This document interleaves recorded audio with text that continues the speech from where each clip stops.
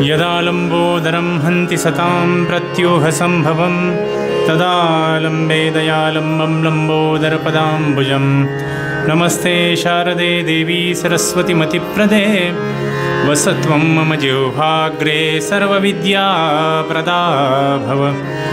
नमस्तस्मै भगवते नारदाय महात्मने कामक्रोधविहीनाय ऋषीणां प्रवराय च। गुरुर्ब्रह्मा गुरुर्विष्णुः गुरुर्देवो महेश्वरः गुरुस्साक्षात् परं ब्रह्म तस्मै श्री गुरवे नमः। बोला पुंडलिका वरदे हरिविठ्ठल श्री ज्ञानदेव तुकाराम। पंढरीनाथ महाराज की जय। राजाधिराज रामचंद्र महाराज की जय। महारुद्र हनुमान की जय। राष्ट्रगुरु समर्थ रामदास स्वामी महाराज की जय। ब्रह्म चैतन्य श्री गोंदवलेकर महाराज की जय। श्री ब्रह्मानंद महाराज की जय। जय जय रघुवीर समर्थ।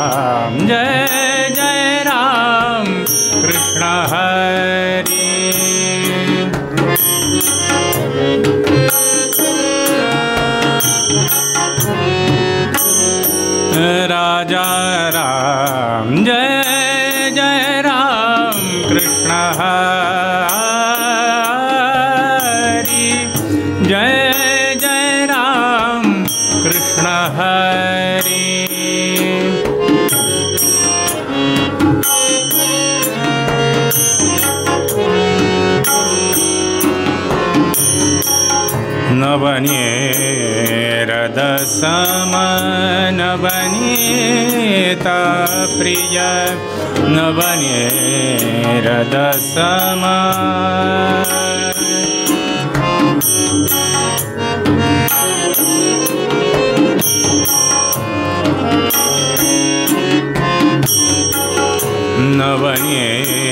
नवनीरदसम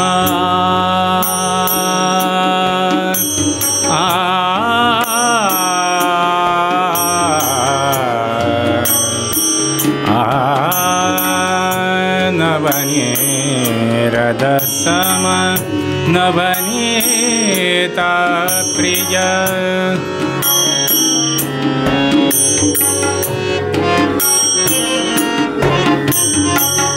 नवल विनोद विहारी कृष्ण हरि नवल विनोद विहारी राजा राम नवल विनोद विहारी राजा राम जय जय राम कृष्ण हरि।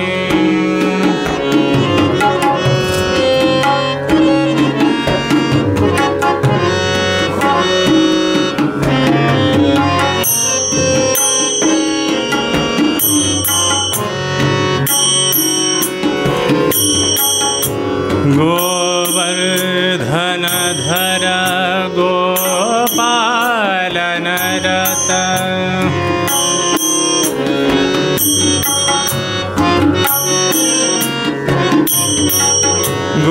गोवर्धन धर गोपालन रत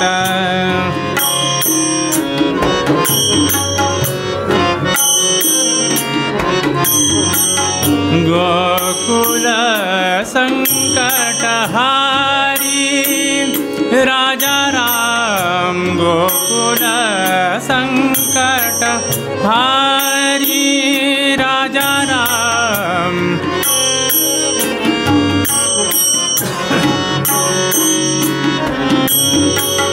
जय जय राम कृष्ण हरि राजा राम। जय जय राम कृष्ण हरि।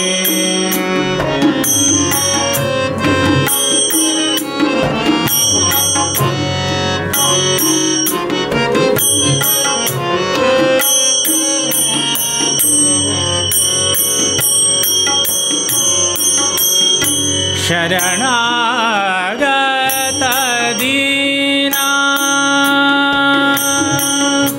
शरणागत दीना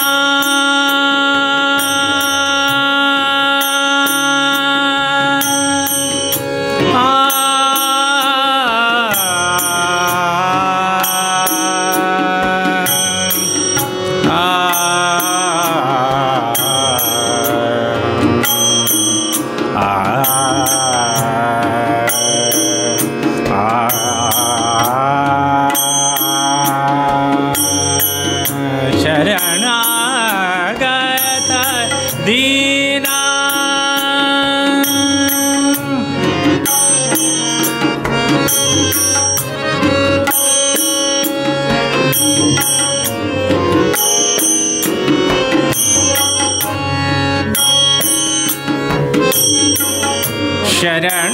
शरणागत दीना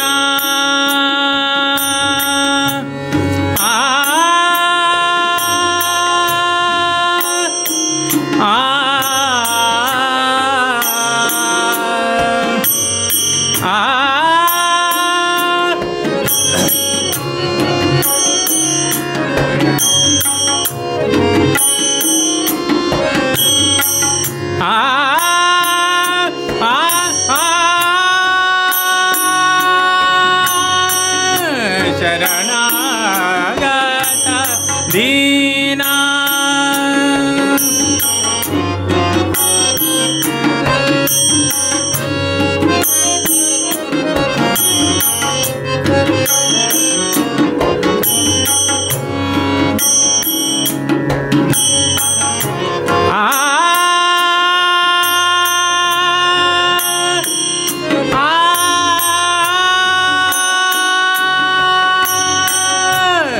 शरणागत दीना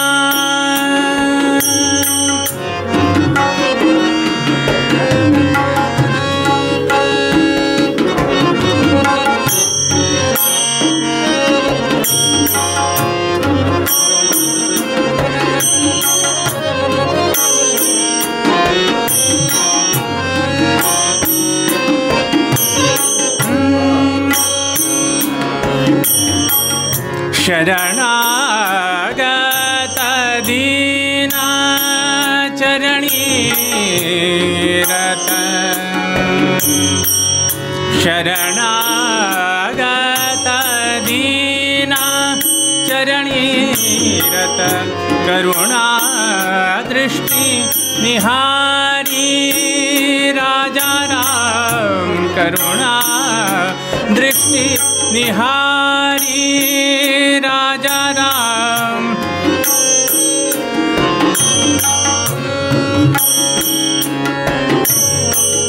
जय जय राम कृष्ण हरि राजा राम। जय जय राम कृष्ण हरि। जय जय राम कृष्ण हरि।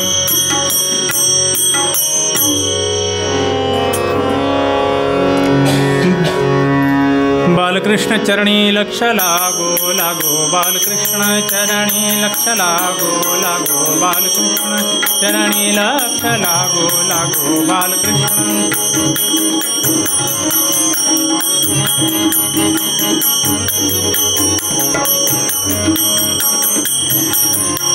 कीर्तन संगे रंगात देह बाहो। कीर्तन संगे रंगात देहवा हो कीर्तन संगे रंगात देह कीर्तन संगे रंगात देहवा हो देहवा हो देहवा हो कीर्तन संगे रंगात देहवा हो देहवा हो देहवा हो बालकृष्ण चरणी लक्ष लागो लागो बालकृष्ण चरणी लक्ष लागो लागो बालकृष्ण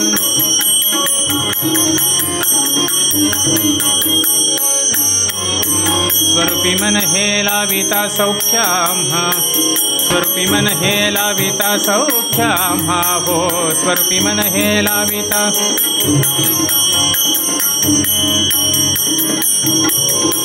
स्वरूपी मन हे लाविता सौख्याम्हा काम क्रोधादिक जाती निज धामा काम क्रोधादिक जाती निज धामा काम क्रोधादिक जाती बालकृष्ण चरणी लक्ष लागो लागो बालकृष्ण चरणी लक्ष लागो लागो बालकृष्ण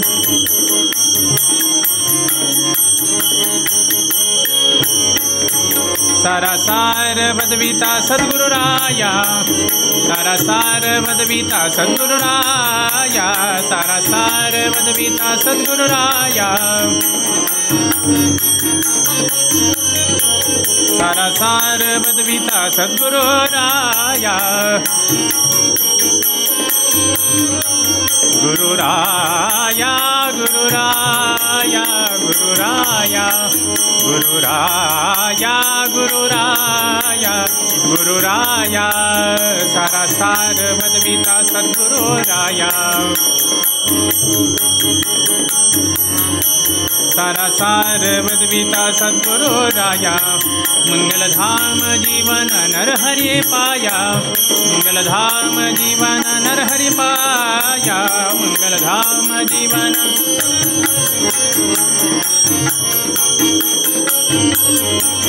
बालकृष्ण चरणी लक्ष लागो लागो बालकृष्ण चरणी लक्ष लागो लागो बालकृष्ण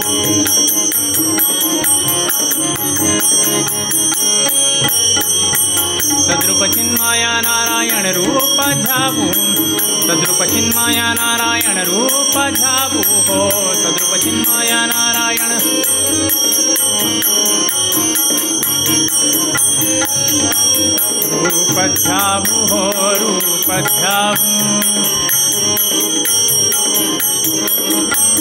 रूप ध्यावू हो रूप ध्यावू रूप ध्यावू ध्यावू रूप ध्यावू सद्रूप चिन्मय नारायण रूप ध्यावू सद्रूप चिन्मय नारायण रूप ध्यावू हो सद्रूप चिन्मय नारायण रूप ध्यावू तन्मय होवोनी बलवंत प्रेमे गावू तन्मय होवोनी बलवंत प्रेमे गावू तन्मय होवोनी बलवंत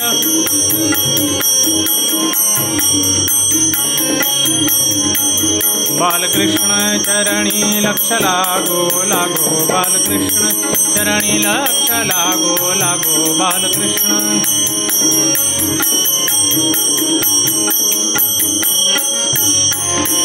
कीर्तन संगे रंगात देहवा हो कीर्तन संगे रंगात देहवा हो कीर्तन संगे रंगात देह कीर्तन संगे रंगात देहवा हो देहवा हो देहवा हो कीर्तन संगे रंगात देहवा हो देहवा हो देहवा हो बालकृष्ण चरणी लक्ष लागो लागो बालकृष्ण चरणी लक्ष लागो लागो बालकृष्ण चरणी लक्ष लागो चरणी लक्ष लागो चरणी लक्ष राम राम राम राम सीताराम सीताराम राम राम राम राम सीताराम सीताराम राम राम राम राजा राम सीताराम राम राम राम राजा राम सीताराम राम राम राम राजा राम सीताराम राम राम राम राम सीताराम सीताराम राम राम राम राम सीताराम सीताराम राम राम राम राम सीताराम सीताराम राम राम राम राजा राम सीताराम राम राम राम राम राजा राम सीताराम राम राम राम राम राजा राम सीताराम राम राम राम राम राजा राम सीताराम राम राम राम राम राजा राम सीताराम राम राम राम राम राजा राम सीताराम राम राम राम राम राजा राम सीताराम राम राम राम राम राजा राम सीताराम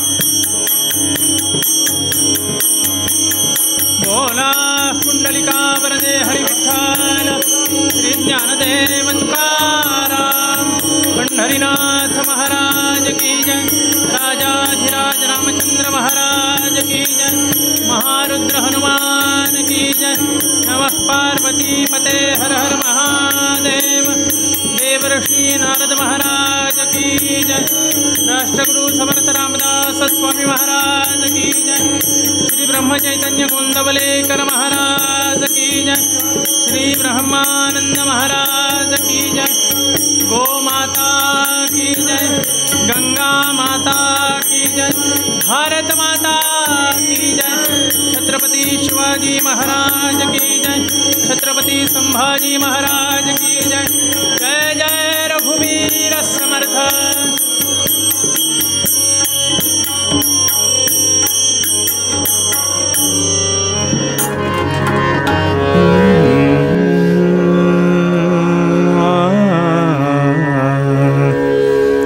जाचा सखा हरी हरी जाचा सखा हरी हरी जाचा सखा हरी हरी जाचा सखा हरी त्यावरी विश्वकृपा करी त्यावरी जाचा सखा हरी हरी जाचा सखा हरी हरी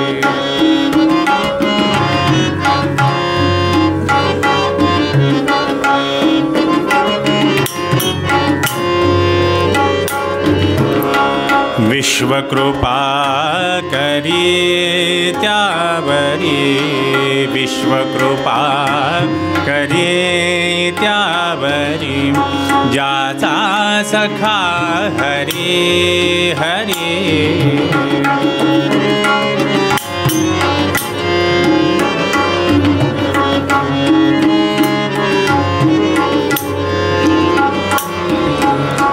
उणे पडो उणे पडो ने दे त्याचे वारे सोशी आघाताचे वारे सोशी आघाताचे उणे पडो ने दे त्याचे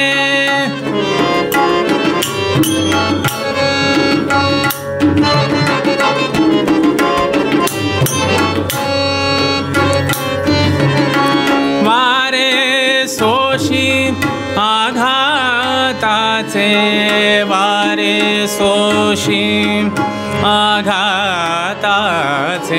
वारे सोशी आघाताचे जाचा सखा हरी हरी जाचा सखा हरी हरी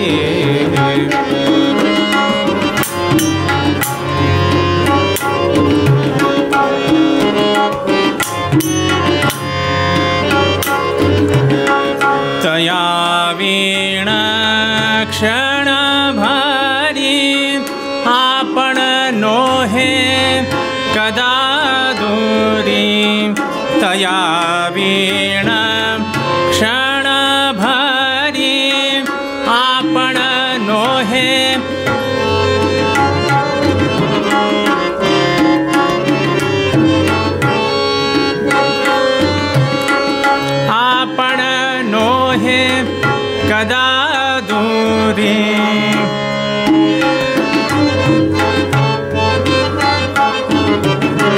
अंगापुले ओढोनी त्यासी रक्षी तो निर्वाणी त्यासी रक्षितो निर्वाणी त्यासी रक्षितो निर्वाणी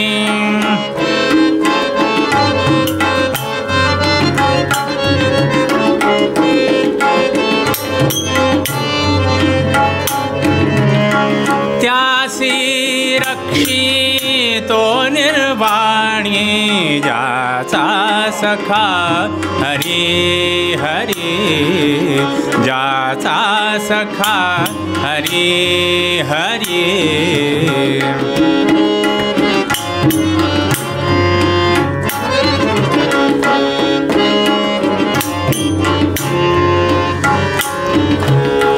ऐसा अंकित भक्तासी ऐसा अंकित भक्तासी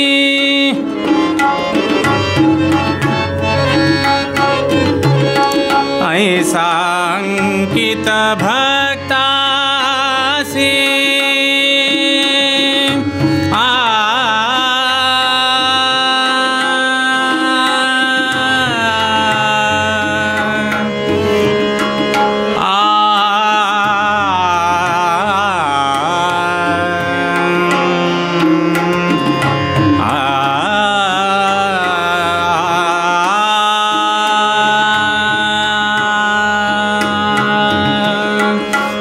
सांकित भक्तासी ऐसा अंकित भक्तासी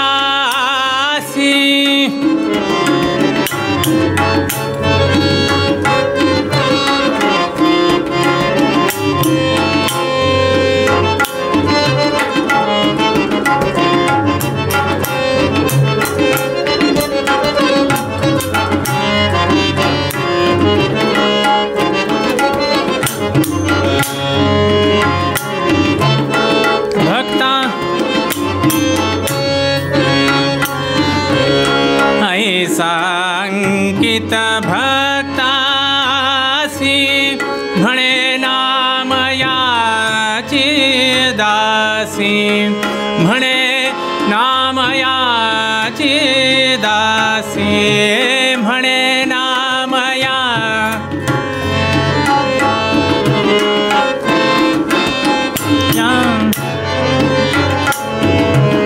म्हणे नामयाची दासी जाचा सखा हरी हरी जाचा सखा हरी हरी जाचा सखा हरी त्यावरी विश्वकृपा करी त्यावरी जाचा सखा हरी सखा हरी सखा हरी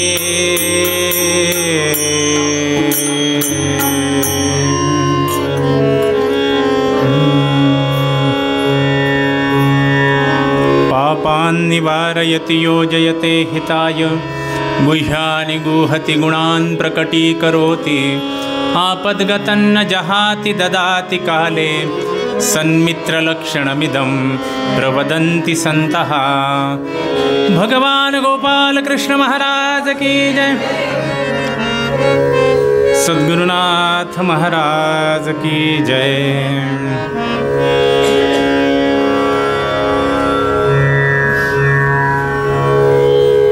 ज्यांनी जनांना ओरडून सांगावं की जन हो, ईश्वर हा केवळ देवळात नाही तर तो आपल्या हृदयात आहे, फक्त त्याला जागृत करण्याची गरज आहे, असं ज्यांनी जनांना ओरडून सांगितलं त्या जनाबाई, त्यांचा अभंग आज निरूपणासाठी घेतलेला आहे। चोखोबांनी 100 वेळा त्या पांडुरंगाच्या मंदिरात जाण्यासाठी प्रयत्न करावे।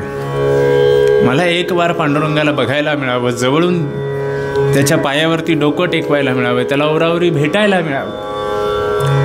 त्या चोखोबाला जनाबाईंनी कायम सांगावा, रे नको जाऊ देवळात, ते बडवे मारतात तुला, कशाला जातोस म्हणाले.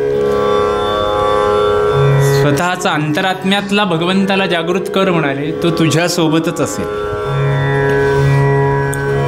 ही जागृती जी आहे ती जागृती आतही महत्वाची आहे. आणि ती आजच्या काळात सांगायचं झालं तर आज जागृतीच महत्वाची आहे.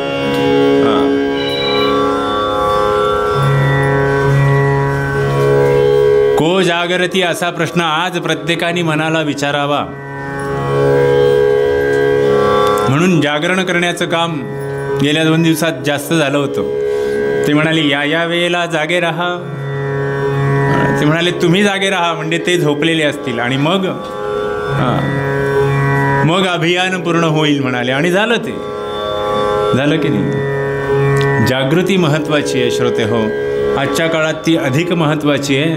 आपण कुणाकडून भाजी घेतोय, आपण कुणाकडून फळं घेतोय, आपण कोणत्या दुकानात जाऊन साडी घेतोय, महत्वाचा प्रश्न आहे बरं का हा. महिलांनी हे कायम लक्षात ठेवावं. नुसतं नाव मराठी असलं म्हणजे ते चालवणारी व्यक्ती मराठीच असेल असं सांगता येत नाही म्हणा. मग तिचा अर्थ तुम्ही लक्षात घ्या. आणि ही जागृती ज्यांनी केली त्या जनाबाई, त्यांनी काय जागृती केली? महिलांना सांगितलं, महिलांनो तुम्ही जर मर्यादा राखाल तर तुम्ही निश्चितपणे पुढे जाऊ शकाल. हे त्या काळात सांगितलं. आज 750 वर्षे ज्ञानेश्वर महाराजांच्या जयंतीचं हे, त्या 750 वर्षापूर्वी त्यांचं, त्या ज्ञानेश्वरांच्या समकालीन आहे. 750 वर्षापूर्वी सांगितलेलं आहे त्यांनी. ते आज सुद्धा लागू पडतं बरं का. महिलांनी जर मर्यादा राखली तर त्या आत्ता जिथे आहेत त्यापेक्षाही अधिक पुढे जाऊ शकतात. हे ज्या महिलेला कळलं तिचं पुढे जाणं निश्चित आहे, लक्षात ठेवा. म्हणजे काय होतं म्हणाले, ती जरी वनात असली तरी ती राष्ट्रपती पदावर जाऊन बसू शकते. याचं कारण मर्यादा आहे, लक्षात ठेवा. असं सांगण्याचं काम ज्यांनी केलं त्या जनाबाई, भगवंतावरती इतका अधिकार होता म्हणाले. त्या पांडुरंगाच्या देवळात जाऊन कधी किती वेळा गेल्या माहिती नाही, गाभाऱ्यामध्ये प्रवेशच नव्हता हो. पण तो मात्र यांच्या मनाच्या गाभाऱ्यामध्ये दडून बसलेला होता. म्हणून जनाबाईंनी दळायला बसावं त्यांनी यावं. दळिता कांडिता तुझं गायीन अनंता. तिच्या प्रत्येक कामामध्ये मदतीला यावं म्हणाले. जनाबाईत लिहितात, झाड लोट करी जनी केर भरी चक्रपाणी. धुणं धुवावं चंद्रभागेच्या तीरावरती आणि ते पिळे खांद्यावर घेऊन पांडुरंगानी घरी यावं म्हणाले. काय अधिकार असेल हो.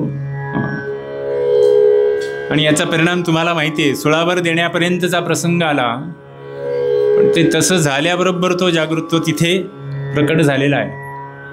हा अधिकार आहे म्हणाले. कशाचा? आपल्या मनाच्या गाभाऱ्यामध्ये भगवंताला जागृत करण्याचा अधिकार आहे, लक्षात ठेवा.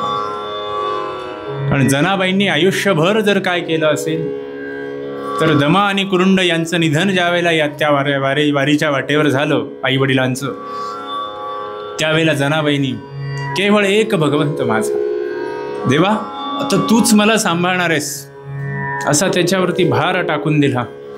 आणि ती पंढरपुरात आली आणि भगवंताची होऊन गेली हो.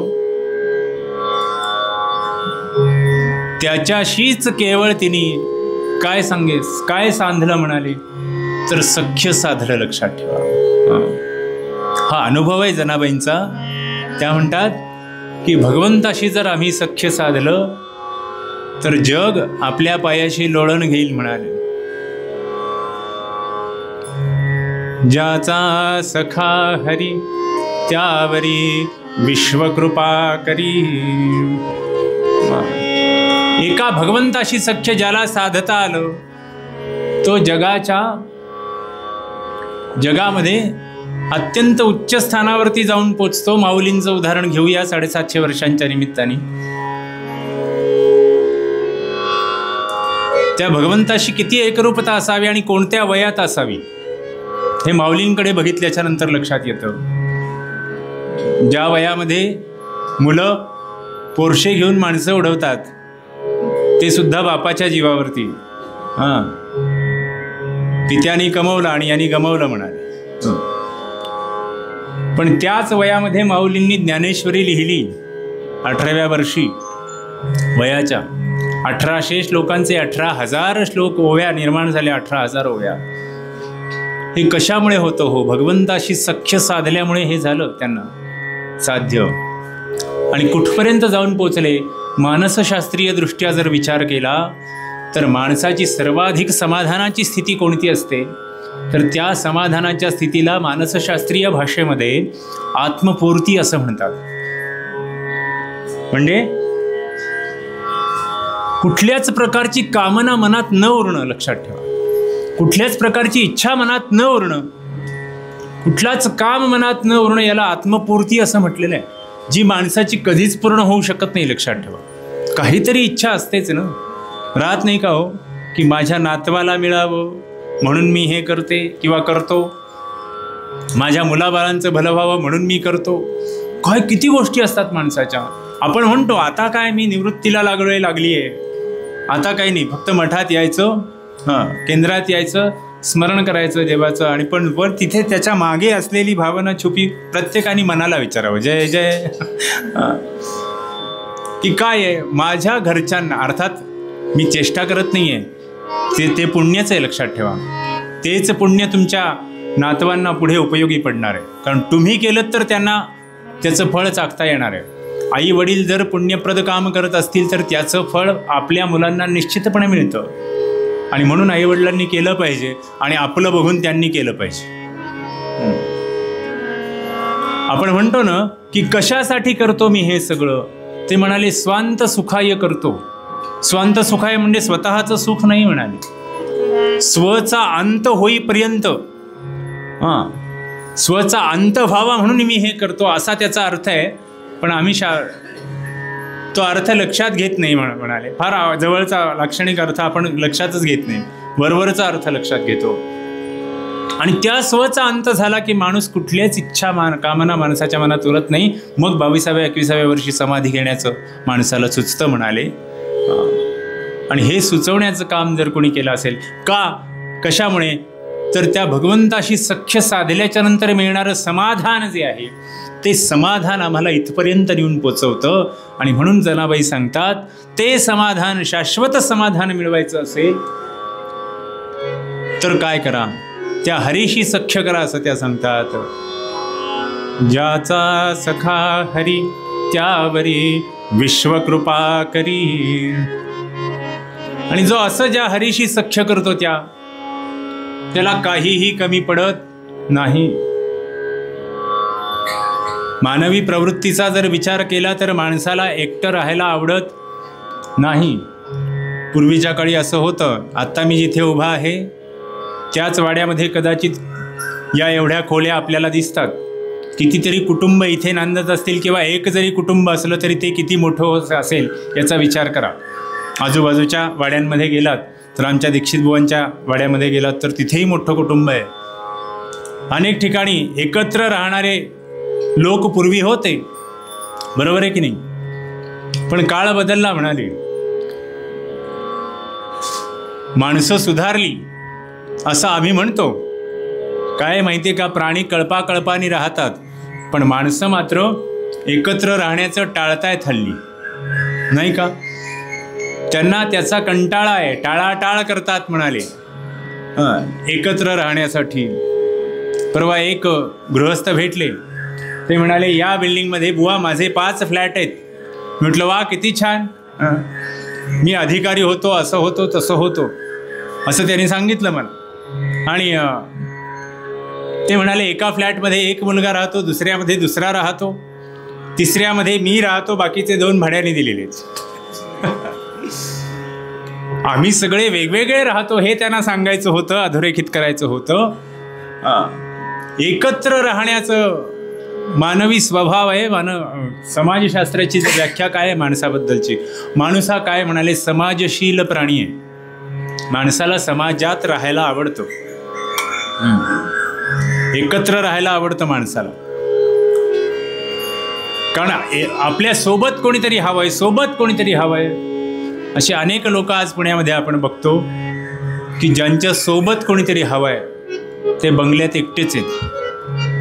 जाहिराती येतात कितीतरी की आमच्या आईवडिलांच्या सोबत बंगल्यात राहायला कोणीतरी हवंय, एवढा मोठा बंगला आहे म्हणाले, त्याच्यात राहायला कोणीतरी हवंय. परवा धायरीतल्या एकांनी मला विचारलं, ते म्हणाले, बुवा तुमच्या बघण्यात असा कोणी लग्न न झालेला मुलगा आहे का की जो माझ्यासोबत राहू शकेल? कारण 85 अबव आहे म्हणाले मी, कुठल्याही वेळेला दवाखान्यात जायला लागू शकतो, त्यासाठी तो माझ्या घरात हे त्याचं घर समजून राहिलं तरी चालेल, माझ्या माघारी मी हे त्यालाच देईन, असं ते म्हणतायत. पण त्यांना कोणीच मिळत नाही आहे. लक्षात ठेवा, ही आजची अत्यंत गंभीरपणे विचार करण्याची गोष्ट आहे की कुटुंब व्यवस्था जी आहे ना, ती व्यवस्था लयाला जाईल की काय, अशी परिस्थिती आज निर्माण झालेली आहे. अहो, आज तरी एखाद वेळेस लग्न जमेल, पण ते टिकेल या बाबतीत शंका आहे. लाख ते म्हणत असतील आम्ही 4 वर्ष एकमेकांसोबत आमचं प्रेम आहे वगैरे वगैरे वगैरे, पण तरीही देखील 4 वर्षानंतर ज्या वेळेला तुम्ही दैनंदिन जीवनात एकत्र येता त्यावेळेला तुम्ही चांगले राहाल का किंवा राहा असं आईवडिलांनी सांगायला हवंय. आज ही कुटुंब व्यवस्थाच लयाला जाते का काय असं वाटायला लागले. 25 वर्षानंतरचं चित्र यापेक्षा अधिक वेगळं असेल. आम्ही भाग्यवान आहोत, आज आम्हाला एवढे श्रोते मिळत आहेत. पण हे सगळं पुढे चालू ठेवायचं असेल तर आम्हाला कुटुंब व्यवस्था टिकवून ठेवणं अत्यंत गरजेचं आहे आणि एकत्र राहणं अत्यंत गरजेचं आहे. कुटुंबात असू देत किंवा समाजात असू देत, आम्हाला एकत्र राहणं, सोबत राहणं, एकमेकांच्या सहवासात राहणं, एकमेकांच्या विषयी स्नेहभाव मनात ठेवून राहणं हे अत्यंत गरजेचं आहे. त्याला मित्रभाव असं म्हटलेलं आहे. लक्षात ठेवा, त्याला सख्यभाव असं म्हटलेलं आहे. आणि जर हे चित्र असंच राहिलं तर पुढे येणारी परिस्थिती अत्यंत भीषण आहे. 150 वर्षांपूर्वी इंग्रजांनी आमच्यावरती अराष्ट्रीय शिक्षण देऊन घाला घातला. फक्त कारकून निर्माण करण्याची शिक्षण आम्हाला दिलं. आता नवीन शैक्षणिक धोरण जे येते ते खूप वेगळं आहे. आजपर्यंत इतिहास आम्हाला चुकीचाच शिकवला गेला. आम्ही तो परकीय राजा आलेला आमच्यासाठी त्यांनी एखादा कर माफ केला म्हणून तो चांगला असं म्हणायला लागलो. आम्हाला खोटे तेच खरं वाटायला लागलं. हो, जसं सांगितलं तसं मूल शिकतं की नाही. एवढी गुलामी करून सुद्धा आम्ही फक्त सुशिक्षित झालो, सुसंस्कृत झालो का असा प्रश्न आहे. मग ती सुसंस्कृतता टिकवायची असेल, आपली संस्कृती टिकवायची असेल, कुटुंब व्यवस्था टिकवायची असेल तर एकत्र राहणं अत्यंत गरजेचं आहे. आणि ते तसं नाही झालं तर मात्र भीषण परिस्थिती निर्माण होईल. एक राजा होता. त्या राजासमोर एक अत्यंत वाईट गुन्हा केलेला जो गुन्हेगार आहे तो आणून उभा केला राजाच्या दरबारामध्ये. आणि त्या प्रधानाने सांगितलं, महाराज याला अशी शिक्षा द्या की हा वेडा झाला पाहिजे, मनोरुग्ण झाला पाहिजे, म्हणजे मरणापेक्षाही अधिक वाईट शिक्षा द्या म्हणाले. राजा म्हणाले, प्रधानजी तुम्हीच सांगा कुठली शिक्षा देऊ. ते म्हणाले, एकांतवासाची शिक्षा द्या. त्याला एकांतवासाची शिक्षा देण्यात आली. एका अंधाऱ्या कोठडीत ठेवण्यात आलं. ताट आणि पाणी सरकवण्यापुरतीच जागा ठेवण्यात आली आणि श्वास घेण्यासाठी लागते म्हणून एक झरोका त्या अंधार कोठडीला, बाकी सगळी व्यवस्था त्याची आत केलेली होती. त्याची शिक्षा संपली. तो राजाच्या दरबारात येऊन उभा राहिला आणि राजाशी हसून बोलायला लागला. दाढी वगैरे वाढलेली होती, पण याचं मनोरुग्ण वगैरे हा काही, कारण 20 वर्षानंतर जन्मठेप संपते, बरोबर आहे की नाही. तो 20 वर्षानंतर समोर येऊन उभा राहिला. राजा म्हणाला, अरे तू असा कसा? आम्हाला वाटलं होतं तू वेडा होशील, मनोरुग्ण होशील, काहीतरी तुला होईल, पण तुला काहीच झालं नाही. ते म्हणाले, महाराज मी सांगतो, तुम्ही ऐका जरा. तुम्ही मला अंधार कोठडीत ठेवलं होतं, पण तो जो झरोका ठेवला होता की नाही, पहिले 15-20 दिवस माझं असंच झालं. मलाच असं वाटायला लागलं की मी मनोरुग्ण होईल म्हणून. पण 15 दिवसाच्या नंतर मी ज्या वेळेला रोज जेवायला बसत होतो त्यावेळेला मी भाताचे काही दाणे त्या झरोक्याकडे टाकले. भाताची शीतं त्या झरोक्याकडे टाकली, कारण तिथे मला एक चिमणी दिसली होती. आणि ती चिमणी ते भाताची शीतं टिपत टिपत खाली आली. असं झालं 4 दिवसांनी ती आपल्यासोबत 4 जणींना घेऊन आली. आणि आताशा फक्त ती झरोक्यामध्ये भाताची शीतं टिपत नव्हती, आता ती खाली येऊन टिपत होती म्हणाले माझ्यासोबत. आणि त्या सगळ्या चिमण्यांशी मी सांगावं, आज मला आनंद झालाय त्यांनी चिवचिव करावं, आज मला दुःख झालंय त्यांनी चिवचिव करावं, आज मनात माझ्या हा विचार आलाय त्यांनी चिवचिव करावं, माझ्या मनात तो विचार आला त्यांनी चिवचिव करावं. मी सगळ्या गोष्टी त्यांना सांगायला लागलो. त्यांचं उत्तर चिवचिव असंच होतं, पण ते मला आरोग्यदायी होतं म्हणाले. लक्षात ठेवा. त्या चिमण्यांचा सहवास लाभला आणि मी मात्र मनोरुग्ण होण्यापासून वाचलो. सहवास किती महत्वाचा आहे, एकमेकांच्या मध्ये सोबत राहणं किती महत्वाचं आहे, याचं हे उत्तम उदाहरण आहे. तात्पर्य एवढंच आहे की आम्हाला सोबत राहायला आवडतो.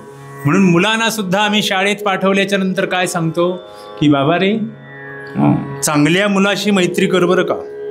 आमचे पालक सांगतात, समोर पालक बसलेत जय जय, पण ते सांगतात शेजारी चांगला बोलणारा, चांगला वागणारा. काही कोणाची अपेक्षा वाईट कोणीच शिकवत नसतं. हो, कसं आहे माहिती का, ना आई वडील शिकवतात ना शिक्षक शिकवतात, कळलं का. पण माझ्या मुलाला चांगलं व्हावं, त्याचं चांगलं व्हावं यासाठी मैत्री सुद्धा चांगली असावी म्हणाले. मोरोपंत म्हणतात, सुसंगती सदा घडो, सुजन वाक्य कानी पडो, कलंक मतीचा झडो, विषय सर्वथा नावडो, पदंघ्री कमळी दडो, मुरडिता हटाने अडो, वियोग घडता रडो, मन भवचरित्री जडो. सद्गुरुनाथ महाराज की जय. सुसंगती सदा घडो. ते म्हणाले मित्र करायचं आहे तर चांगला कर. लहानपणी मला आठवतं, आजोबा ज्या वेळेला झाड लावायचे आमचे, त्यावेळेला एका झाडासोबत दुसरं, एका रोपासोबत दुसरं रोप लावलं जायचं. का, तर एकासोबत दुसऱ्याची सुद्धा निगा राखली जाईल. आणि एकच नाही, आणखी एक झाड, म्हणजे हिशेब येतो बघा त्या व्हॉट्सॲपवरती, एक झाड किती देऊ शकतो वगैरे वगैरे. 7.5 का 5.5 लाखाचा काहीतरी हिशेब तर देतात ते. मला सांगा, ते झाड जर एवढं देणारं असेल तर ती 2 लावण्याची प्रथा आहे आपल्याकडे. म्हणजे झाड लावताना सुद्धा आम्ही इतका विचार करतो की ते सुद्धा कुठल्या तरी सहवासात असलं पाहिजे. मग माणूस म्हणून जगत असताना आम्ही सुद्धा मित्राची निवड करतो. स्त्री असेल तर मैत्रिणीची निवड करते की मला सांभाळून घेणारी, मला समजून घेणारी, मला समजून घेणारा. माझ्या मनामध्ये तर एखाद्या दिवशी अतिशय अनिवार्य दुःख झालं मला मनाला, तर ते मोकळं होण्यासाठी मला कोणीतरी हक्काची जागा पाहिजे की नाही. आई वडील असतातच, नाही असं नाही आहे, पण आई वडिलांच्या समोर मुलं तेवढी मोकळी होतीलच असं सांगता येत नाही जेवढं मित्रमैत्रिणींच्या जवळ होतात. लक्षात ठेवा. म्हणून ते महत्त्वाचे आहेत. आपल्या सोबत अनेक जण असतात, नसतात का. आई वडील, भाऊ बहीण, पत्नी, कितीतरी जण असतात. आपण कुटुंबात राहतो, आपण समाजात राहत असताना आपले मित्र आपण असं म्हणतो, पण या सगळ्यांमधला सर्वाधिक जवळचा असा बांधव कोण, खरा मित्र कोण, असा प्रश्न जर आम्ही मनाला विचारला आणि असा प्रश्न विचारल्याबरोबर ज्याचं नाव आमच्या समोर यावं, तो आमचा खरा मित्र आहे. लक्षात ठेवा. शास्त्रकर्ते सांगतात, अशा मित्राची व्याख्या काय आहे. उत्सवे व्यसने चैव दुर्भिक्षे राजविप्लवे राजद्वारी श्मशाने च यः तिष्ठति स बांधवः. राजाधिराज रामचंद्र महाराज की जय. महारुद्र हनुमान की जय. ब्रह्म चैतन्य श्री गोंदवलेकर महाराज की. जो आमच्या सोबत कायम सोबत असतो. उत्सवे व्यसने चैव. आमच्या घरी उत्सव असताना जो धावून कामाला येतो 4 दिवस आधीपासून, आमच्या मदतीला येतो, तिथे सोबत आहे. फ्रेंड सर्कल आज पण असतं की नाही? हो, ते फेसबुक फ्रेंड खूप झालेत आजकाल, नाही का? ते म्हणाले ते ना माझे फेसबुक फ्रेंड आहेत बरं का ते. आता 7 समुद्रापलीकडे असलेल्या मित्राशी सुद्धा आम्ही तोंडाला फेस येईपर्यंत चॅटिंग चाललेलं असतो, बरोबर आहे की नाही? आणि फेस टू फेस आल्याच्या नंतर कोणी कोणाकडे बघायला तयार नाही, अशी अवस्था आहे. आणि म्हणे फेसबुक फ्रेंड. काय बोलायचं सांगा मला तुम्ही. त्यांची संख्या कितीतरी आहे. 5000ची टप्पा ओलांडून पलीकडे गेला म्हणाले. ती 5000ची मर्यादा असते काहीतरी फेसबुकला, असते की नाही? आणि त्याच्या पुढचा टप्पा आम्ही गाठला, पण याच्यातला धावून येणारा कोण आहे? व्यसने चैव. ते म्हणाले व्यसन म्हणजे संकट. आमच्यावरती ज्या वेळेला संकट येतं त्यावेळेला आम्ही फोन केल्याबरोबर धावून येणारा जो आहे तो खरा मित्र आहे. ते सांगतात दुर्भिक्षे. कोरोनाच्या काळामध्ये आम्हाला जाणीव झाली या गोष्टीची. कोण खरा मित्र आहे याची, नाही का झाली? कुणाच्याकडे कुणाला अडचण होती, कुणाला कशाची अडचण होती, कुणाला काय होतं, या सगळ्या गोष्टीसाठी धावून जे आले ते खरे मित्र झाले की नाही? दुर्भिक्षे राज विप्लवे. असं कुठलं संकट आलं आमच्यावरती, त्या प्रत्येक संकटामध्ये आमच्या पाठीशी जो उभा आहे. आणि संग्रामे संकटे चैव. सॉरी, क्षमस्व. दुर्भिक्षे राज विप्लवे आणि राजद्वारी. म्हणजे आमच्यावरती एखाद्या वेळेस सरकारी काही संकट आलं, आम्ही त्याच्यात नसताना सुद्धा, अशा वेळेला सुद्धा, किंवा परचक्र आल्याच्या नंतर सुद्धा त्या याच्यामध्ये सुद्धा आम्हाला साथ करणार राज विप्लवे. राजद्वारी स्मशानेच. आम्हाला शेवटचा निरोप देईपर्यंत आमच्या दारामध्ये तोरण असू दे अथवा मरण असू दे, अशा कुठल्याही प्रसंगी जो आमच्यासाठी धावून येतो त्याला शास्त्रकर्ते सांगतात यः तिष्ठती स बांधवः. तो खरा बांधव आहे, तो खरा मित्र आहे, त्याला खरा मित्र असं म्हणायचं. लौकिकातला मित्र शोधत असताना जर आम्ही इतक्या गोष्टींची तपासणी करून घेतो, म्हणजे तो बोलतो कसा, तो वागतो कसा, तो राहतो कसा, या सगळ्या गोष्टींची आम्ही जर तपासणी करत असू, तर अलौकिक असं सुख जर मिळवायचं असेल तर आम्ही अशा तशा या त्या माणसाची मैत्री करून उपयोग आहे का? ते म्हणाले कुणाशी मैत्री करा, कुणाशी सख्य साधा. तर अलौकिक असं सुख आणि समाधान प्राप्त करायचं असेल तर जनाबाई सांगतात भगवंताशी सख्य साधा. कारण त्याचं असं आहे, ज्याचा सखा हरी त्यावरी विश्वकृपा करी. ते म्हणाले त्याच्याशी जर आम्ही सख्य साधलं तर आमचं कल्याण झाल्याशिवाय राहणार नाहीये. लक्षात ठेवा. कसं आहे, शास्त्रांनी अनेक गोष्टी सांगितलेल्या आहेत. तद्दिनम दुर्दिनम मन्ये यत्र नो मित्र दर्शनम. तद्दिनम दुर्दिनम मन्ये यत्र नो मित्र दर्शनम. एकच ओळ बुवांनी दोनदा म्हटली, पुढची ओळ बुवांच्या लक्षात नाहीये का? तसं नाहीये, हा श्लोकच असा आहे. तर मित्र या शब्दाचा आम्हाला अर्थ लक्षात घेणं गरजेचं आहे. आज सकाळपासून सूर्य उगवलेला नव्हता, होता का? भकास वाटत होतं, मळभ आलेलं होतं, हो की नाही? उदासवाणं वाटत होतं. यत्र नो मित्र दर्शनम. त्या सूर्याला मित्र असं म्हटलेलं आहे. ज्या दिवशी सूर्य उगवत नाही तो दिवस दुर्दिन असं आपण म्हणतो. शास्त्रकर्ते सांगतात त्या सूर्यासारखा आपला मित्र असावा. कारण त्याचं असं आहे की सूर्य उगवल्याच्या नंतर काय होतं. आपली संस्कृती असं सांगते की सूर्य उगवायच्या आधी उठलं पाहिजे. त्यांनी आम्हाला त्याच्या हजारो करांनी उठवता कामा नाहीये.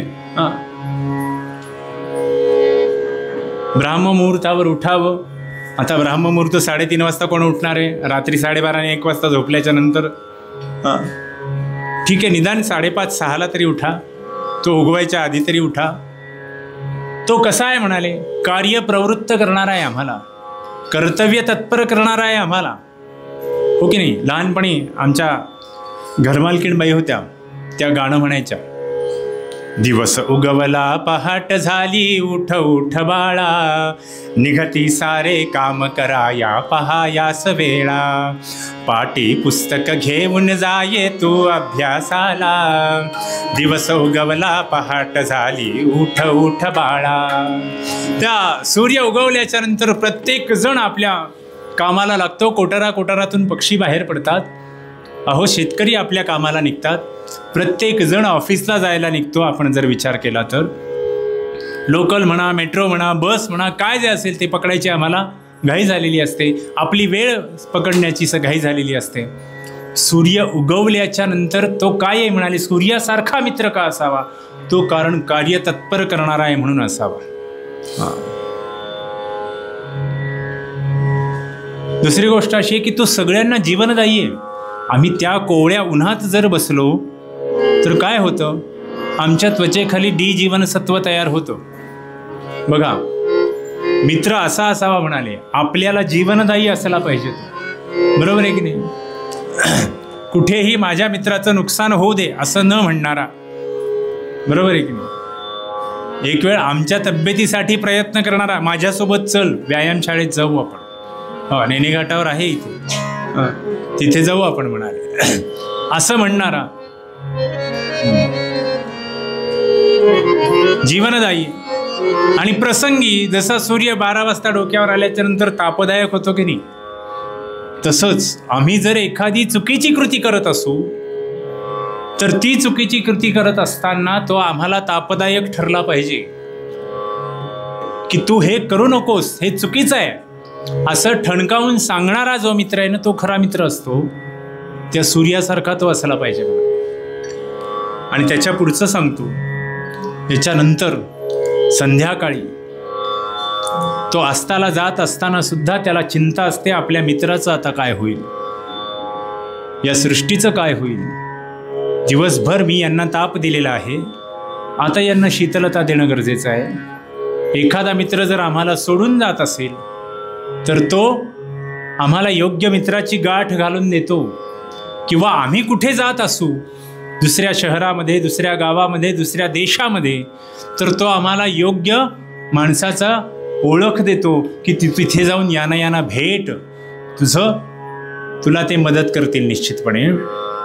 ज्याप्रमाणे सूर्य काय करतो म्हणाले, आपली नंतरची जबाबदारी चंद्रावर सोपवतो, त्याप्रमाणे लौकिकातला मित्र सुद्धा काय करतो म्हणाले की तो योग्य मित्राची आम्हाला गाठ घालून देतो. त्याला खरा मित्र असं म्हटलेलं आहे. म्हणून ज्या दिवशी सूर्य उगवत नाही त्या दिवस आम्हाला उदासवाणा दुर्दिन जातो. आणि ज्या दिवशी आम्हाला आमच्या मित्राची भेट होत नाही तो दिवस सुद्धा दुर्दिनच म्हणावा लागेल. लक्षात ठेवा. मग असे मित्र आम्हाला अनेक आहेत. मी मगाशी सांगितलं, सुटला तो मुद्दा, आमचं फ्रेंड सर्कल खूप मोठं आहे, सर्कल होईल एवढं मोठं आहे म्हणाले आमच्या भोवती. पण ते केवळ कधीपर्यंत म्हणाले, महिन्याच्या पहिल्या काही तारखांपर्यंतच. एकदा 15 तारीख उलटली, सगळे हप्ते गेले की ते फ्रेंड सर्कल कुठे सर्कल सांगता येत नाही. मग असं फ्रेंड सर्कल उपयोगाचं आहे का हो? अजिबात नाही म्हणाले. जनाबाई सांगतात, असा कृपा करणारा, अशी कृपा करणारा, अशा प्रत्येक क्षणी आम्हाला साथ देणारा खरा सखा जर कोण असेल तर तो केवळ एक आणि एकच भगवंत आहे, दुसरं कोणी नाही आहे. म्हणून त्या म्हणतात की कुणाशीही सख्य करण्याच्या आधी हरीशी सख्य करा. ज्याचा सखा हरी त्यावरी विश्वकृपा करी. म्हणून चांगली अशी मैत्री करा असं त्या सांगतायत.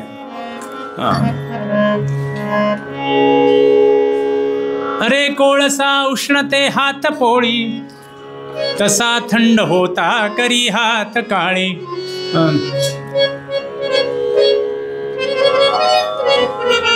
मित्र कसा असावा म्हणाले, चांगला सज्जनच असावा, दुर्जन असू नये म्हणाले तो. तशी त्यांनी सांगितलेले इथे ते सांगतात की काय, त्या कोळशाप्रमाणे आमचं तशी शत्रुता मित्रता दुर्जनाची, सदा जाचकारी ती हो यसाची. ते सांगतात की दुर्जनाशी मैत्री करू नका. शास्त्रकर्ते सांगतात कोळसा आहे की नाही, कोळसा तो ज्या वेळेला थंड असतो आणि आम्ही हातात घेतला तर हात काळा होतो, आणि तो ज्या वेळेला आम्ही फुलवतो तर आम्हाला तो तापदायक होतो, हाताला भाजता आमच्या. म्हणजे दोन्ही वेळेला तापदायकच आहे, हो की नाही. एक तर कलंक निर्माण करीन, नाहीतर आम्हाला इजा पोचवेल. म्हणून दुर्जनाशी मैत्री करणं हे वाईटच आहे असं ते सांगतात. ती शत्रुताच आहे. म्हणून आमच्या मराठीमध्ये म्हण आहे, असंगाशी संग आणि प्राणांशी गाठ म्हणाले. म्हणून चांगली अशीच संगत करावी, चांगली अशीच मैत्री करावी. मग अशी मैत्री करण्यासाठी फक्त एक उदाहरण देतो आणि पुढे जातो. पानाचं उदाहरण घेऊया आपण. विड्याचं पान.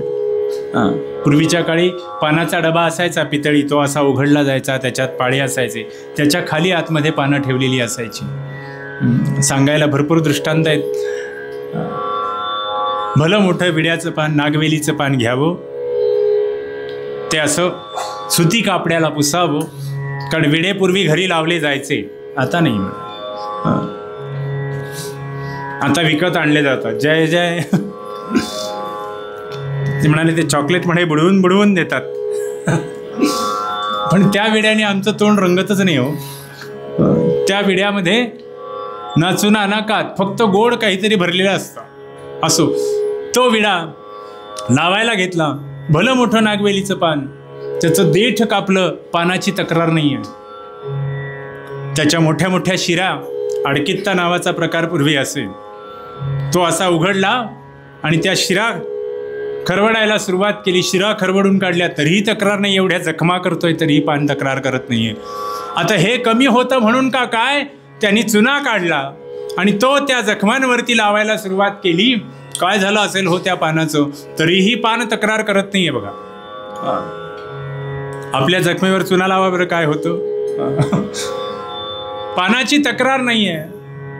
आणि त्याच्यानंतर पुन्हा त्याच्यावरती कात घातला म्हणाले, बडीशेप घातली, सुपारी अगदी बारीक बारीक करून घातली म्हणाले.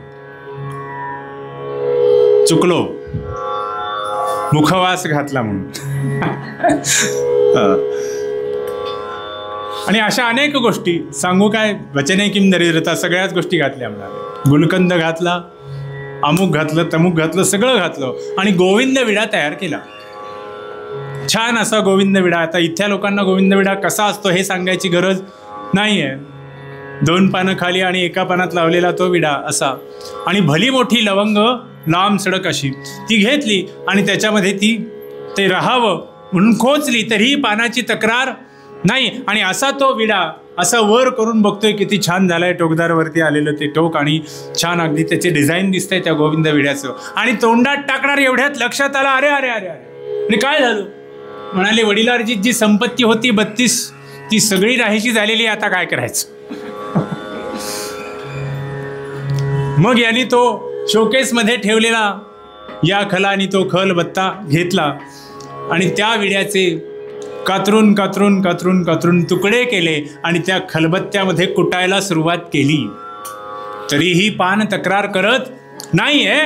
आणि त्याचा तांबूल तयार झाल्याच्या नंतर आता आतमध्ये नसलेल्या संपत्ती ती नसताना सुद्धा कसा खाता येईल असा तो तयार झालेला तांबूल आतमध्ये तोंडात टाकला आणि चघळतोय.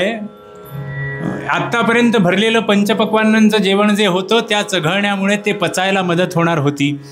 आणि ह्याने काय केलं, एवढं करून तो थांबला नाहीये, तिथेच गळतोय तरीही पान तक्रार करत नाहीये, आणि नको असलेलं थुंकून भिंती लाल केल्या यांनी,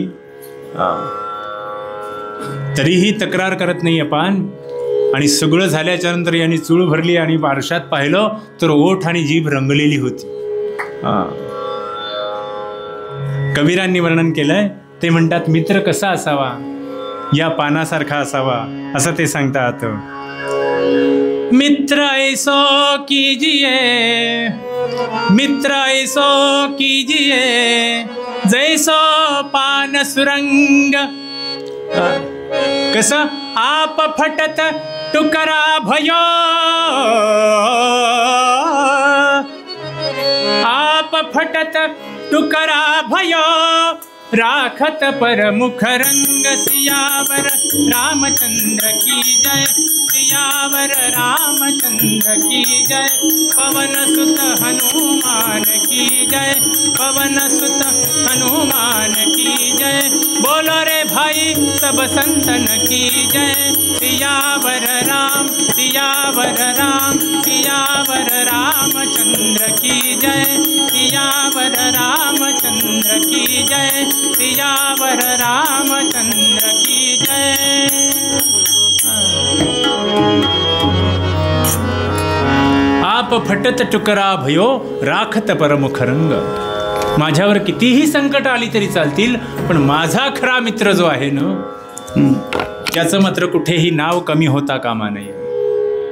असा विचार करणारा मित्र, संकटात जो साथ देतो तो खरा मित्र. गोष्ट माहिती आहे आपल्याला अस्वलाची. 2 मित्र जंगलात गेले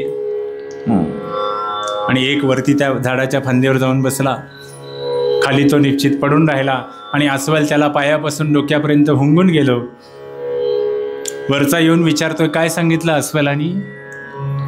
तो म्हणतोय, अरे तो जो वरती शेंड्यावर जाऊन बसलाय ना, तो तुझा खरा मित्र नाहीये असं त्यांनी मला सांगितलं म्हणाले. कारण त्यांनी तुला संकटात मदत केली नाही, संकटात जो मदत करतो तोच खरा मित्र. अहो हा भगवंत आहे ना, तो असा आहे, तो आम्हाला संकटात प्रत्येक क्षणी मदत करायला धावून येत असतो. किती जणांचं उदाहरण देऊ? कराड निवासी त्या संत सखूचं उदाहरण.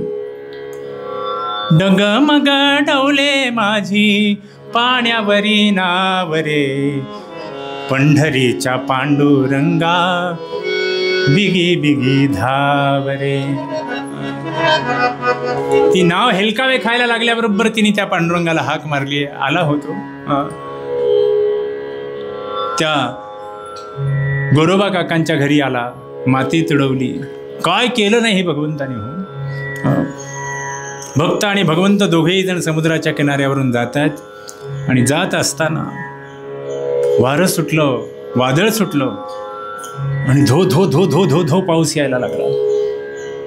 हा जीवाच्या आकांताने पळायला लागला. दोघेही जण छान गप्पा मारत जात होते आणि हा धावायला लागला. थोड्या वेळाने वादळ शमलं, पाऊस थांबला आणि मागे वळून पाहतोय, तो भगवंत कुठे आहे? दिसतच नाही म्हणाले. आणि तिथे तळपयाची आग मस्तकाला गेली. अरे असा आहेस का तू? माझ्यावरती संकट आला आणि तू असा पळून गेलास.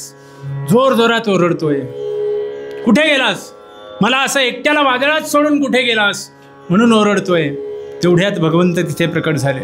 राजाधिराज रामचंद्र महाराज की जय.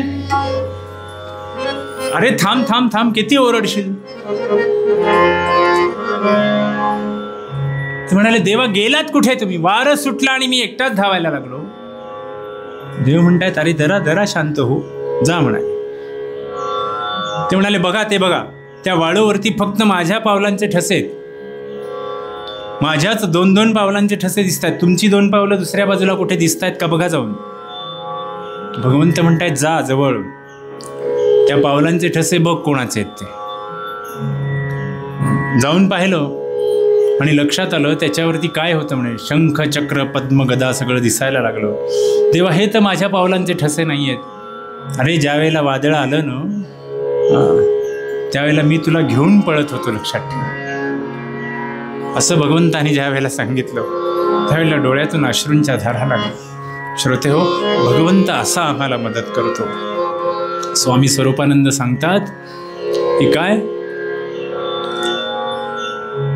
हा सखा जो आहे, हा भगवंत जो आहे, याच्याशी मी मैत्री केली आहे. कसा आहे तो?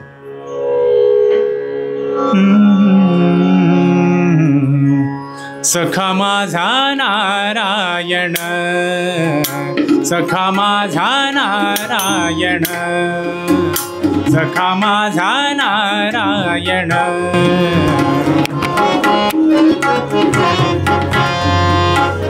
करी चिंता निवारण, करी चिंता निवारण, सखा माझा नारायण.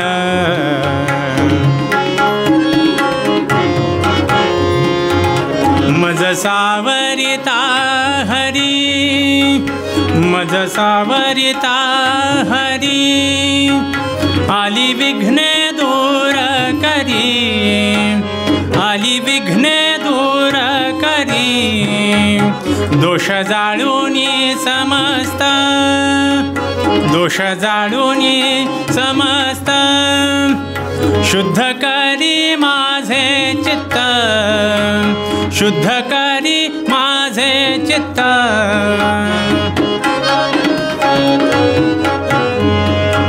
दोष जाळूनी समस्त, शुद्ध करी माझे चित्त. तोची लक्षी माझे हित, स्वामी म्हणे मी निश्चिंत. सखा माझा नारायण, सखा माझा नारायण, सखा माझा नारायण.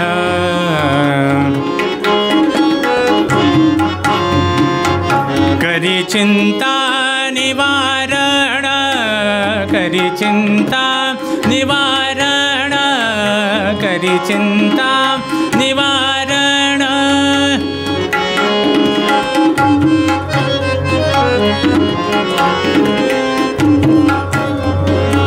सखा माझा नारायण, सखा माझा नारायण, सखा माझा नारायण.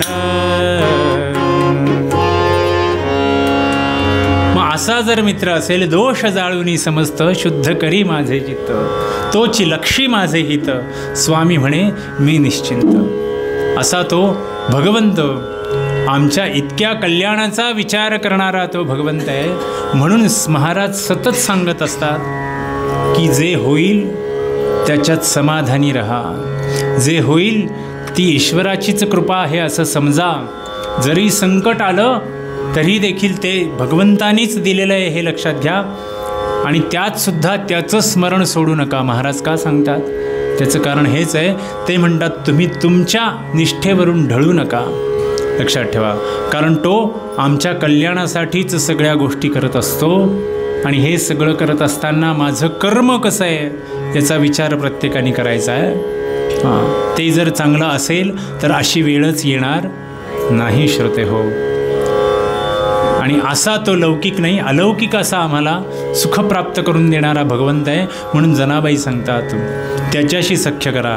ज्याचा सखा हरी त्यावरी विश्वकृपा करी. 2च मिनटं फक्त सूत्रश्लोक सांगतो आणि पूर्वरंग आटोपतो. काय करतो खरा मित्र? पापा निवारयति योजयते हिताय. आमचं पाप नाहीसं करतो आणि आमच्या जीवनात हित निर्माण करतो. भर्तृहरी सांगतात गुह्याने गु होती. जे आमची रहस्य आहेत ती तशीच ठेवतो आणि गुणान प्रकटी करवती. आमचे गुण जे आहेत ते जगाला सांगतो. आणि आपदगतन्न जहाती ददाती काले. आमच्यावरती ज्यावेळेला आपत्ती येईल त्यावेळेला आम्हाला सहाय्य करतो. आणि सन्मित्र लक्षणमिदं प्रवदंती संतः. ते म्हणतात हेच सन्मित्राचं लक्षण आहे. आणि असा सन्मित्र कोण आहे? तर तो संकटात धावून येणारा ईश्वर आहे. जनाबाई म्हणतात नुसताच सखा राहत नाही, तो काय होतो म्हणाले? अंकित होतो. ऐसा अंकित भक्तासी म्हणे नाम याची दासी. म्हणून आम्ही काय करावं? तया विण क्षणभरी आपण नोहे कदा दुरी. लक्षात ठेवा. आपणही त्याच्यापासून दूर राहू नये आणि त्यालाही मग आपण त्याच्यापासून दूर नाही राहिलो की तो पण आपल्यापासून दूर जात नाही. लक्षात ठेवा. महाराजांचं वाक्य आहे, तुम्ही त्याला लक्षात ठेवा आणि लक्षात ठेवा म्हणजे तो तुम्हाला लक्षात ठेवीन. असं जर व्हायचं असेल तर आम्हाला काय करावं लागेल? जनाबाई मूळ पद्यात म्हणाल्या,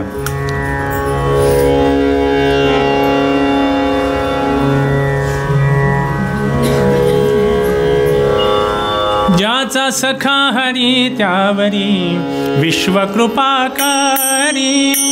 ज्याचा सखा हरी त्यावरी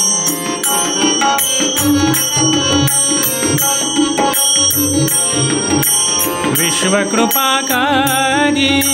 ज्याचा सखा हरी त्यावरी विश्वकृपा करी.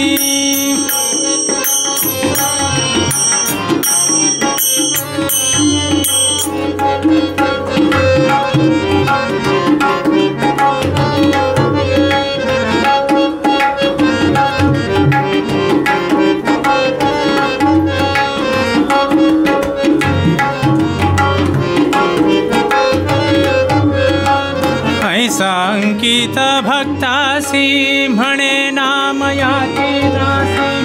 ऐसा अंकित भक्तासी म्हणे नाम याची दासी. ज्याचा सखा हरी त्यावरी विश्वकृपा करी. विश्वकृपा करी. ज्याचा सखा हरी त्यावरी विश्वकृपा करी.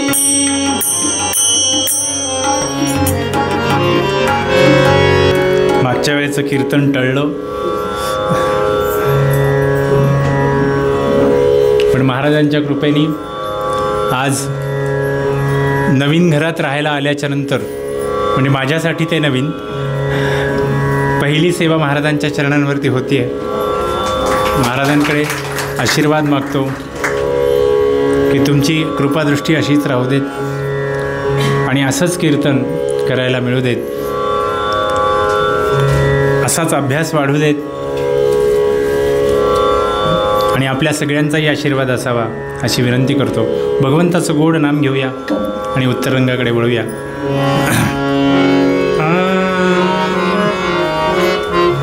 रघुपती राघव राजा राम पतित पावन सीताराम. म्हणा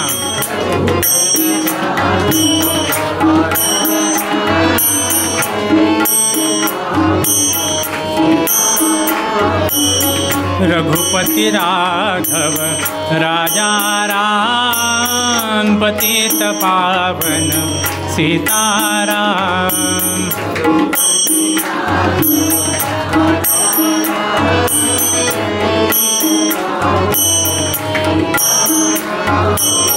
रघुपति राघव राजा राम पतित पावन सीताराम.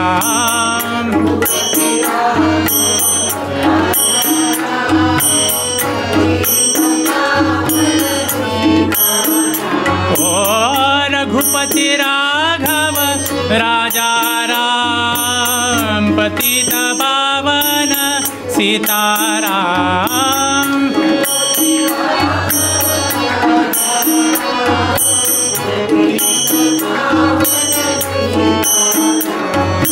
रघुपति राघव राजा राम पतित पावन सीताराम.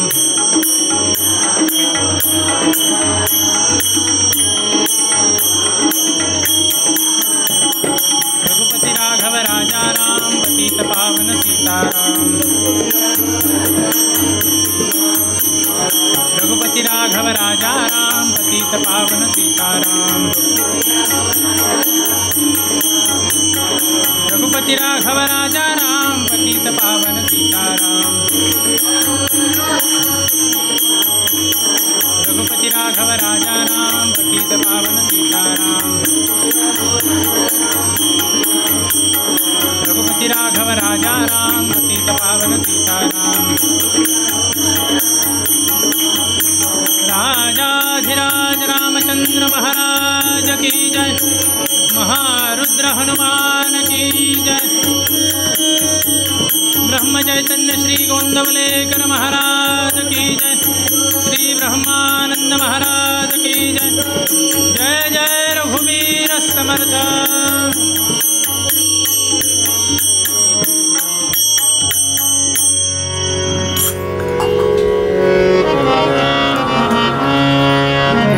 भर्जनं भवबीजानाम् अर्जनं सुखसम्पदां तर्जनय्यमजूतानां राम राम इति गर्जनं मनोजवं मारुततुल्यवेगं जितेन्द्रियं बुद्धिमतां वरिष्ठं वातात्मजं वानरयूथमुख्यं श्रीरामदूतं शरणं प्रपद्ये। अरे तुला हा श्लोक मी कधी शिकवला होता? तू एवढ्यात पाठ केलास? बाबा अहो तुम्ही शिकवायची गरज आहे का? रोज तुम्ही संध्याकाळी म्हणता ना हे सगळे श्लोक. अहो माझी सगळी रामरक्षा पाठ झाली बरं का. अहो एवढंच नव्हे तर सगळी स्तोत्र तुम्ही जी म्हणता ना ती सगळी स्तोत्र पाठ झाली आहेत बाबा. अथर्वशीर्ष पाठ झालंय, श्रीसूक्त पाठ झालंय, पर्जन्य सूक्त पाठ झालंय, सगळी सूक्त पाठ झालेली आहेत. होय का बाळा? असंच सगळं शहाण्यासारखं पाठ कर बरं का.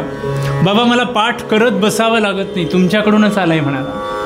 तुम्ही म्हणलत की ते माझ्या लक्षात राहतं आणि ते दृढ होऊन जातं.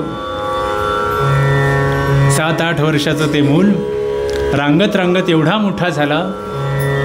विठ्ठला फार कौतुक वाटलं. डोक्यावरून हात फिरवला. बाळा आम्ही केलेले संस्कार विसरू नकोस बरं का. हळूहळू हळूहळू हा मुलगा मोठा व्हायला लागला आहे. आणि हे सगळं होत असताना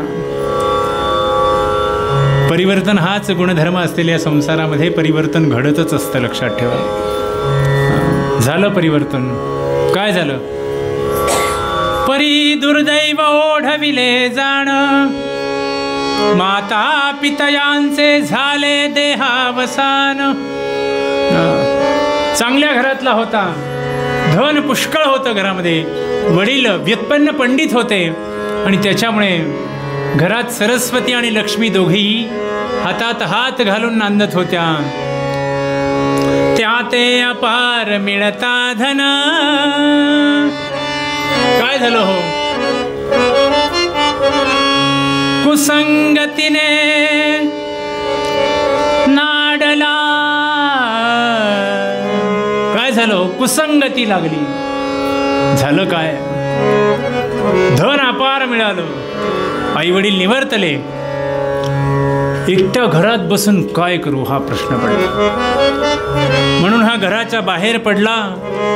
तो त्या चौकात बसलेली जी कुठलीशी चौकडी असते ना त्या चौकडीचं लक्ष याच्याकडे गेलं.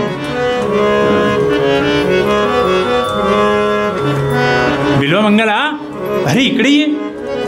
किती दिवस असा त्या दुःखामध्ये राहशील आई वडील गेल्याच्या. जातस्य ही ध्रुव मृत्यू. अरे जन्माला आलेला एक दिवस जाणारच आहे. अरे पण माझे आई वडीलच माझ्यासाठी सर्वस्व होते रे. त्यांच्याशिवाय माझं या जगात दुसरं कोणीही नव्हतं. आता मी कसा बरं शांत राहू? कसा या दुःखातून बाहेर येऊ? कसा सांगू का तुला? तुझ्या कमरेचा कसा आहे ना तेवढा घरात जाऊन भरून आण म्हणाले. मग बघ तुला कसा या दुःखाच्या बाहेर काढतो ते.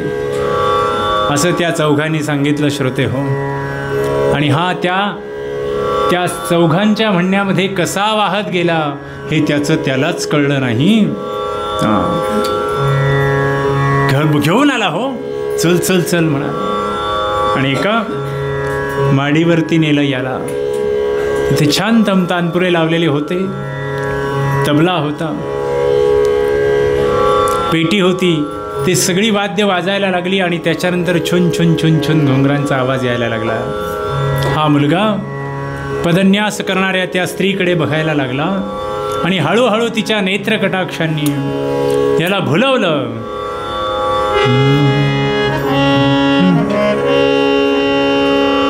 नर्तनी अतिरमला युवक हा, नर्तनी अतिरमला युवक हा, नर्तनी अतिरमला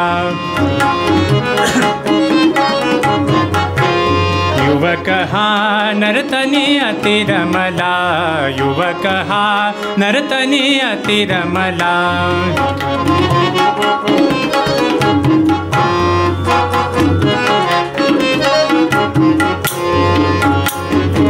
चिंतामणी कुणी वारंगना, चिंतामणी कुणी वारंगना, गात सुस्वरे रागतनाना, गात सुस्वरे रागतनाना, पदन्यास बहु रागहीनाना, पदन्यास बहु रागहीनाना, दावित सकलाना अंगना, दावित सकलाना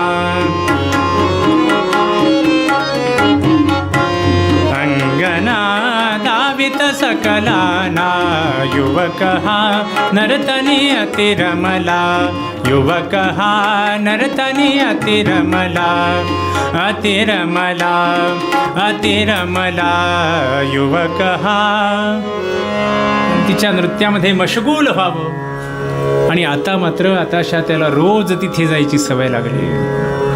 पूर्वरंगात आपण पाहिलं, अरे कोळसा,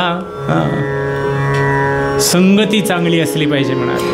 ती जर चांगली नसेल तर ती आम्हाला अधःपातालाच नेऊन सोडते. परिणाम असा झाला श्रोते हो. बनला बाईल वेडा, विद्या व्यासंग सर्व सुटून या गेला. आजपर्यंत वडिलांनी इतकं विद्वान केलेलं होतं याला, पण ती सगळी विद्वत्ता धुळीला मिळाली हो. आणि काय त्या डोक्यामध्ये आजपर्यंत वेगवेगळ्या श्लोकांचं चिंतन चाललेलं असायचं. या ग्रंथाविषयी मी कशा प्रकारे लोकांना अर्थ सांगू शकतो याचा विचार प्रत्येक करायला लागलेला होता. पण हे सगळं सुरू झाल्याच्या नंतर तो विचार बाजूला राहिला आणि तमाचीच आशा लागली केवळ. लक्षात ठेवा, चिंता जाळी हृदया, चिंतेचा दास होऊन ठेला. काय झालं हो, चिंतेने त्याचं स्थान घेतलं, चिंतनाचं स्थान चिंतेने घेतलं. ह्याला त्या चिंतामणीशिवाय दुसरी कोणी स्त्री दिसेच ना. रोज तिच्याकडे जाण्याचा विचार करायला लागला आणि कायम तिचाच चेहरा डोक्यात, तिचाच विचार मनामध्ये. अहो, घरातली सगळी संपत्ती संपायची वेळ आली. आईचा एकही दागिना यांनी शिल्लक ठेवला नाही. प्रत्येक दिवशी एक एक दागिना देऊन टाकला. प्रत्येक दिवशी एक एक बनारसी शालो आईचा देऊन टाकला. काय म्हणावं हो, काहीही शिल्लक राहिलं नाही. रजनी दिवस सारा कामचेष्टेत घाली, म्हणून तदीय देहा क्षीणता साचाली. परिनच त्यजवे त्या भोग मंदिर चिंता, गमत कधी पतंगा दीपका प्राण घेता. त्या दिव्याजवळ आपला प्राण जाणार आहे हे माहिती असतं त्या पतंगाला, पण ते तिथेच जातो म्हणाले तो पतंग. तसंच आहे, कळत होतं पण वळत नव्हतं म्हणाले. लक्षात ठेवा की हे वाईट आहे, हे आम्हालाही कळतं, पण ते वळणं फार महत्त्वाचं असतं. ते जर वळलं नाही तर अधपात हा ठरलेला आहे. लक्षात ठेवा. आणि एके दिवशी असाच पाऊस पडायला लागला. धो धो धो धो धो धो पाऊस पडतोय. आणि त्या पावसामध्ये हा त्या वारांगणीच्या घरी गेलाय. पायऱ्या चढून वर गेला, दार वाजवतोय, धो धो पाऊस पडतोय. हा घरातून निघत असताना झालं काय होतं श्रोते हो, जोराचं वादळ सुटलेलं होतं. घरात हा एकटाच घरातून बाहेर पडतोय, दारासमोर येऊन उभा राहिला. तो लक्षात असं आलं की अरे आज रिकाम्या हाताने कसं जायचं. म्हणून हा पूर्ण घर शोधतोय. आणि एका फरताळात त्याला काय सापडलं तर एक उंची शाल सापडली जरीची. ती शाल त्यांनी हातात घेतली आणि आता बाहेर पडणार. तेवढ्यात दार फटकन वाजलं. लागलं हो त्याच्या तोंडावरती दार. जणू काही ते घरच त्याला सांगत होतं, बिल्वमंगला अरे आता तरी थांब. त्यांनी ते दार उघडलं, पुन्हा जाण्याचा प्रयत्न करतोय. पुन्हा ती तावदानं बंद व्हायला लागली. लक्षात ठेवा, जणू काही तो वास्तुपुरुष त्याला सांगत होता, बिल्वमंगला अरे किती मोठे होते तुझे वडील, किती विद्वान होते, आणि तू अशा या वास्तूत राहत असताना स्वतःचं मन पवित्र ठेवू शकत नाहीस. काय हा तुझा अधप्पात. अरे तुझा उत्कर्ष या डोळ्यांनी मी पाहिला आहे. आणि असा अधप्पात चुकीचा आहे बरं का बिल्वमंगला. अरे जाऊ नकोस. असं जणू काही तो वास्तुपुरुष त्याला अडवत होता श्रोते हो.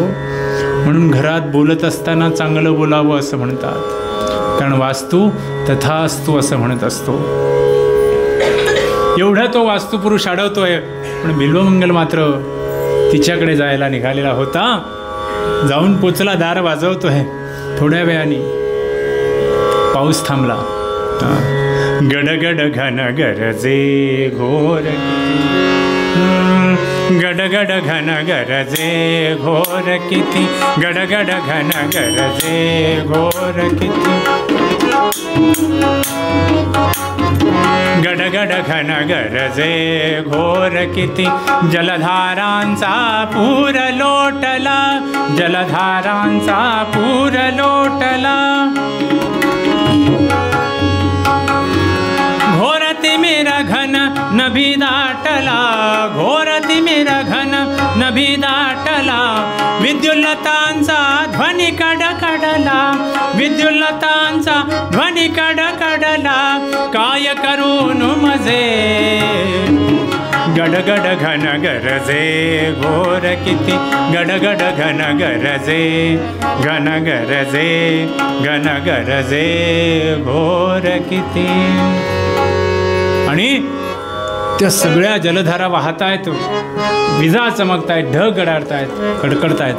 आणि अशा याच्यात तिला आवाजच जाईना हा वाजवतोय. पण पाऊस थांबल्यावरती म्हणते दारावर कोणीतरी आलंय. म्हणून तिने एक खिडकी उघडून पाहिलं. आलास का म्हणाली. रोजच्या सारखा आलास.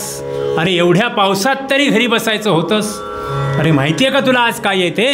दार उघडलं तिने आणि म्हणतीये, अरे बिल्वमंगला, आज काय आहे तुला माहितीये का. पितयाची श्राद्ध तिथी, परित्याची मनी नाक्षिती. ओढ लागली एकच चित्ती. कशाची. चिंतामणी मिलनाची म्हणाले, दुसरं कशाचीच नाही. अगं असं काय म्हणतेस तू. आज माझ्या पित्याची तिथी आहे. होय होय. अरे अख्ख्या गावाला माहिती आहे तुझ्या पित्यांची आज श्राद्ध तिथी आहे. अख्ख्या गावालाच माहिती असतं, आम्हाला माहितीच नसतं म्हणाले. आम्ही त्या फोटोवर लिहिलेलं असतं जन्मदिनांक अमुक आणि मृत्यूदिनांक तमुक म्हणून. पण तरीही अरे दादा माझ्या लक्षातच नाही राहिलं रे. ते म्हणाले माझ्याही लक्षात राहिलं नाही व्हॉट्सॲपमध्ये. जय जय. काय विचारता हो. दार उघडलं तिने.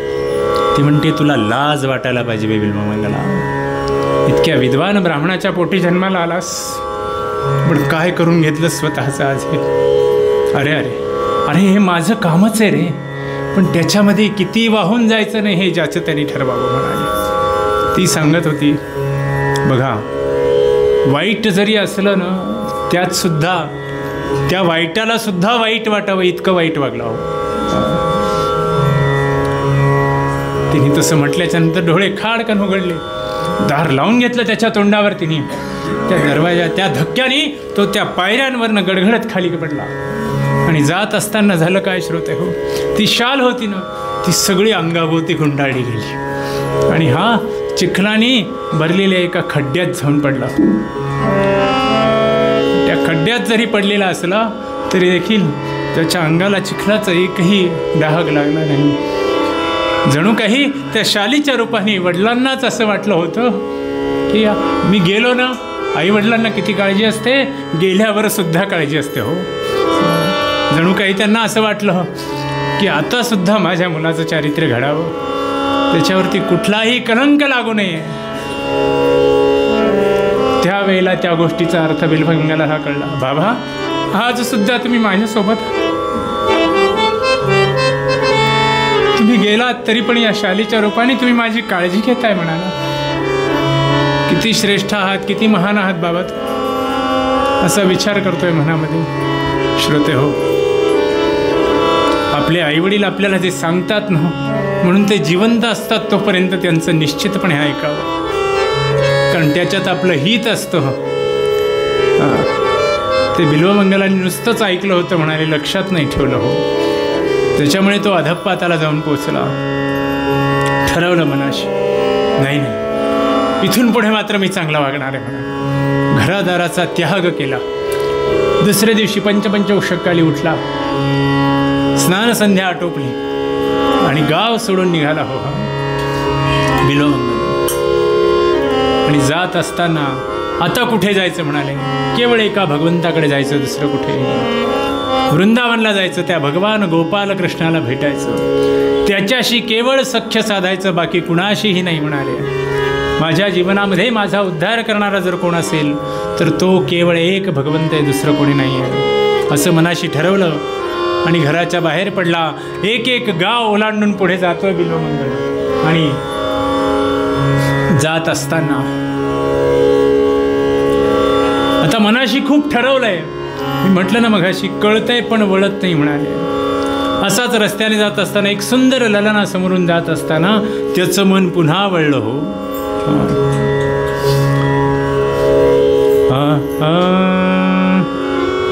पथी चालली सुंदरी पाहुनिया, मनी मोहला धीरना भक्तराया.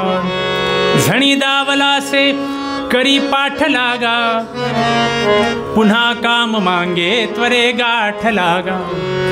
आणि तिच्या मागे मागे मागे मागे जातोय आणि जात असताना पुन्हा लक्षात आलं, अरे अरे पुन्हा तीच वाट. कशामुळे झालं हे? माझ्या नेत्रांमुळे झालं, माझ्या डोळ्यांमुळे झालं. बाजूलाच एक भला मोठा बिल्ववृक्ष होता, बेलाचं झाड होतं. त्या बेलाच्या झाडाची एक फांदी तोडली, त्याला असणारे मोठे मोठे काटे होते. ते काटे घेतले आणि दोन्ही डोळ्यांच्या खाचा केल्या हो अक्षरशः. आता कसं बरं वाटतंय म्हणाला, आता माझं लक्ष कुठेही जाणार नाही आणि केवळ एक भगवंत, मी त्याला चर्मचक्षुंनी पाहणार नाही, केवळ मनच्चक्षुंनी पाहीन आणि त्या भक्तीच्या, त्या सख्य भक्तीच्या वाटेवर चालेन असं म्हणतोय. आणि पुढे पुढे पुढे पुढे जातोय आणि जात असतानाच काय झालं हो, कुणिक बालक जवळी येई, किती बोले मधुतर वाणी. कुणी बालक जवळी येई, किती बोले मधुतर वाणी. प्रत्येक गावामध्ये याच्याजवळ एक लहान मूल यावं आणि त्यांनी सांगावं, बाबा कुठे जायचंय तुम्हाला, तुमची ही काठी आहे ना, मी धरतो, माझ्यासोबत चला म्हणावं. एवढंच नाही, त्यांनी काय करावं, ही बाबा घ्यावी मिठाई, तृप्तीची ढेकर देई. ही बाबा घ्यावी मिठाई, तृप्तीची ढेकर देई. माहितीये का काका, बाबा तुम्हाला समोरच्या मिठाईवाल्याने ही मिठाई दिली आहे बरं का, समोरच्या फळवाल्याने तुम्हाला फळं दिली आहेत, अहो समोरच्या त्या भडवुंजाने तुमच्यासाठी हे चुरमुरे दिलेत, खाऊन घ्या बरं का, असं सांगावं. अहो त्या देवळातला हा प्रसाद आहे, आपण जेवून घ्या असं सांगावं. आणि कोण आहेस तू पण असा प्रश्न विचारावा. तू कोण सांग मज ठाई, वास्तव्य कुठे तव भाई. तू कोण सांग मज ठाई, वास्तव्य कुठे तव भाई. मी होय, मी कोण आहे सांगू का. अरे मी वसे नित्य शेजारी, मी वसे नित्य शेजारी. मी अनाम जगदाकारी, मी अनाम जगदाकारी. जो जसा मला हाकारी, जो जसा मला हाकारी. मी तसा प्रकट कैवारी, मज आवड त्यांची भारी. मी तसा प्रकट कैवारी, मज आवड त्यांची भारी. मी तसा प्रकट कैवारी, मज आवड त्यांची भारी. सांगितलं, जो जसा मला हाक मारतो ना तसा मी प्रकट होतो. अरे मी सगळ्यांच्या सोबत असतो. अरे पण तुझं नाव काय आहे. एका गावात कृष्ण नाव सांगावं, दुसऱ्या गावात कान्हा सांगावं, तिसऱ्या गावात मुरलीधर सांगावं, चौथ्या गावात मोहन सांगावं. काय काय एक एक नावं सांगायला लागला. बाबा आपको कहाँ जाना है. अरे मुझे तो वृंदावन जाना है, वह भगवान गोपाल कृष्ण को मिलने जाना है. म्हणाले, चलो मैं आपके साथ आता हूँ.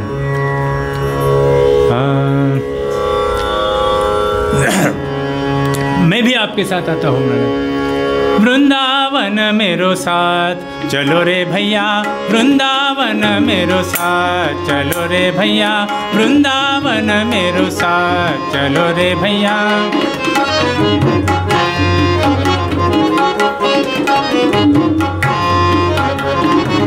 यह लो लाठी चलो पकर कर, यह लो लाठी चलो पकर कर, मैं हूँ तुम्हारे साथ, चलो चलो म्हणाले, आपके साथ मैं हूँ असं त्यांनी सांगावं आणि त्या लहान बालकाला यांनी सांगावं मैं हूँ तुम्हारे साथ, दोन्ही सांगावं म्हणाले। पूर्वरंगात आपण पाहिलो ते म्हणाले तुम्ही त्याच्याकडे पहा म्हणजे तो तुमच्याकडे बघेल, बरोबर आहे की नाही? असं आहे ते। वृंदावन मेरो साथ चलो रे भैया, वृंदावन मेरो साथ चलो रे भैया, वृंदावन मेरो साथ, माझ्यासोबत चल। आणि आणून पोचलो हो त्या वृंदावनामध्ये आणि सांगितलं बाबा यहाँ से आगे कुआं है और उसके आगे जाके मंदिर है, वहाँ से सीढ़ियाँ शुरू होती है, धीरे से जाइएगा और अंदर आपको अपना भगवान गोपाल कृष्ण मिलने वाला है, उसका दर्शन कीजिए। अरे तुला असं वाटलं का मला कळलं नाही ते? तुला असं वाटते का मला कळलं नाही आहे? नाही नाही मुझे जाना है, हात झटकला आणि हा मुलगा निघून गेला हो। हस्तमुत्क्षिप्य यातोसी बलात् कृष्ण किम अद्भुतम, अरे माझा हात झटकून आत्ता निघून जाशील, पण हृदयाद यदि निर्यासी पौरुषम गणयामि ते, अरे माझ्या हृदयातून पळून जाऊन दाखव ना, मग तुझं खरं पौरुष आहे, मग तुझा खरा पराक्रम आहे म्हणाले। जाशील कुठे म्हणाले, आणि म्हणून त्या भगवंताला या बिल्वमंगलांनी हाक मारली हो। देवा अरे अशी परीक्षा या इतक्या जवळ आल्याच्या नंतर झिडकारतोयस तू मला? अरे मी तुझ्या आत्ता मूर्तीजवळ जाईल, पण मला तू हवायस रे, ज्याने माझी अखंड अखंड या माझ्या वाटेवरती मला साथ दिलेली आहे।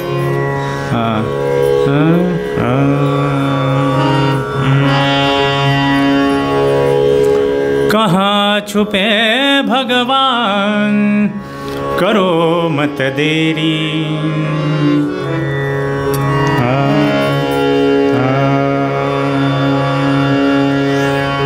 तुम कहाँ छुपे भगवान करो मत देरी, दुख हरो द्वारका नाथ शरण मैं तेरी।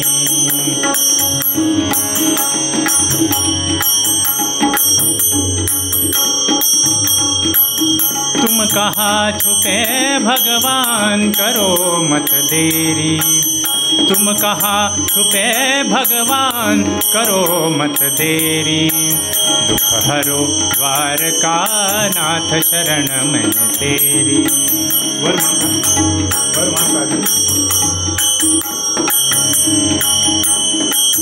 कसा आहेस तू भगवंता? यही सुना है दीन बंधु तुम सबका दुख हर लेते, यही सुना है दीन बंधु तुम सबका दुख हर लेते, जो निराश है उनकी झोली आशा से भर देते, जो निराश है उनकी झोली आशा से भर देते।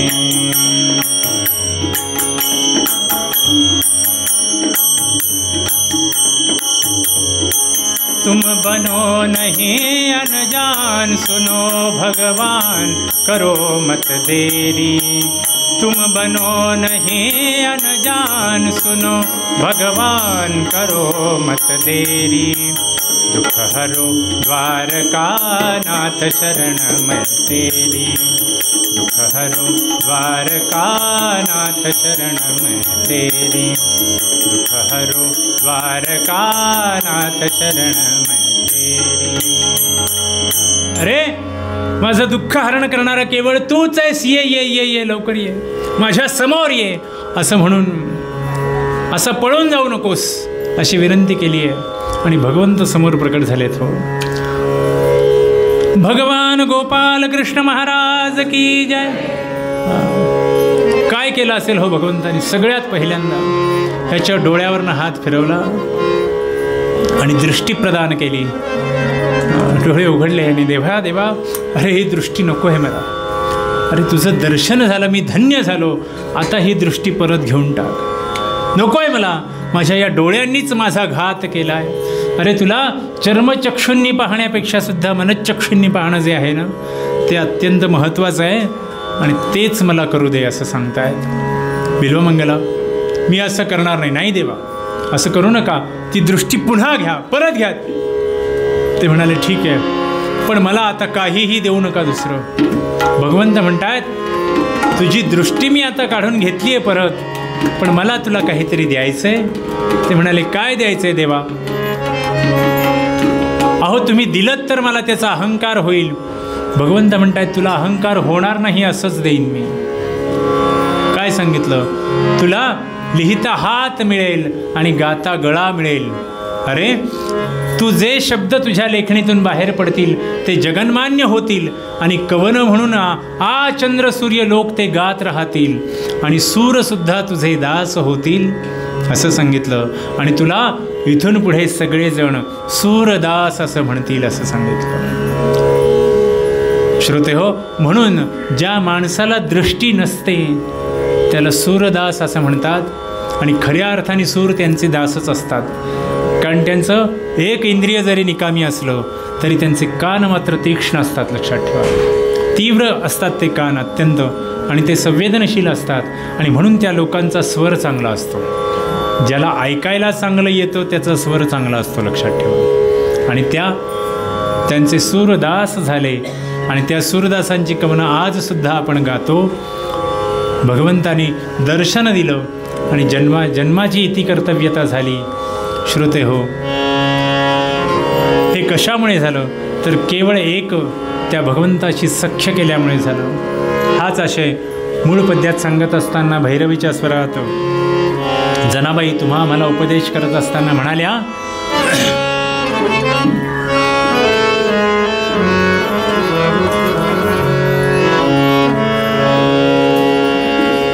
ऐसांकित भक्तासी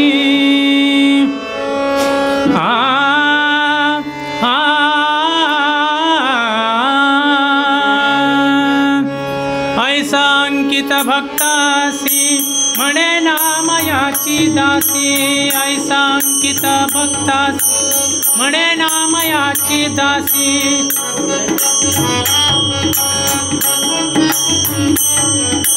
ज्याचा सख हरी त्यावरी विश्वकृपा करी. ज्याचा सख हरी त्यावरी विश्वकृपा करी.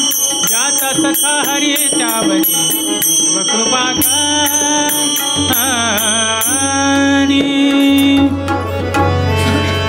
झालेली सेवा महाराजांच्या चरणी अर्पण करतो आणि संतांनी जे मागणं भगवंताकडे मागितलं तेच आपणही मागूया.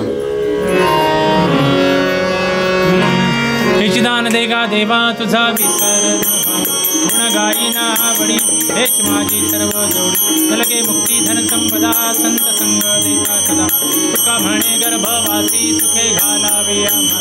गुण गायीना आवडी हेच माझी सर्व जोडी. हेच माझी सर्व जोडी. हेच माझी सर्व